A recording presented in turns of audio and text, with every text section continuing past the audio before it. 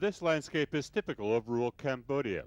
Rice paddies, sugar palms, and fish ponds provide the people here with enough to eat and a little extra to sell in the markets.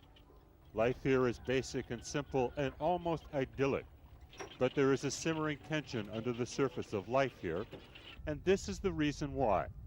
Before the Khmer Rouge overran Cambodia in 1975, this building was a school. Now it is a rundown repository of painful memories and terrifying recollections. The Khmer Rouge renamed this building the Sang Prison and used it to torment and brutalize the local population.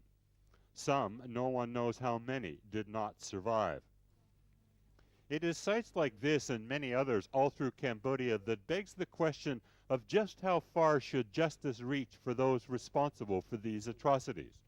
Most trials are decided not by documents but by witnesses. Documents provide certain key aspects of a prosecution case in many instances, but in most instances, in Nuremberg in Tokyo, in the Rwanda Tribunal, in the Yugoslav Tribunal, most of the decisions are made primarily on the basis of witness testimony. Around the Sang prison there is an abundance of witnesses and a number of people who many feel should be tried for crimes against humanity. Many of the farmers here were either prisoners or were prison guards. The tormented and their tormentors live side by side. A man accused by some locals lives here. This is the home of the chief prison guard Sus Mao. 3 different attempts to meet with him on 3 different days failed. The neighbors said he was hiding from us. Samrith Palm isn't hiding. She spent 2 years in the Sang prison. Her husband died there.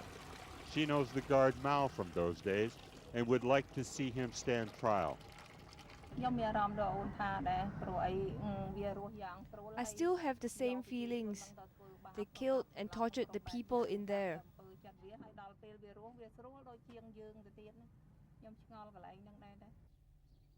All of a sudden, this idyllic countryside becomes a little menacing. Attempts to meet another prison guard were finally successful. We discovered that he normally works as a driver on one of these motor-powered mini transports. Each time we tried to contact him in the nearby market, he would disappear. We finally surprised him at home on a Sunday afternoon, but he refused to be interviewed, aggressively refused. Samrith knew him well.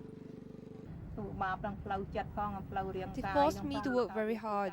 I still get sad from those days. As Cambodia waits for the United Nations to submit its report on how the international law will deal with those terror days of the Khmer Rouge, the alumni of the Sang prison waits for local justice, waits for neighbors to be held accountable. Ed Fitzgerald, CNBC Asia, Kandal Province, Cambodia.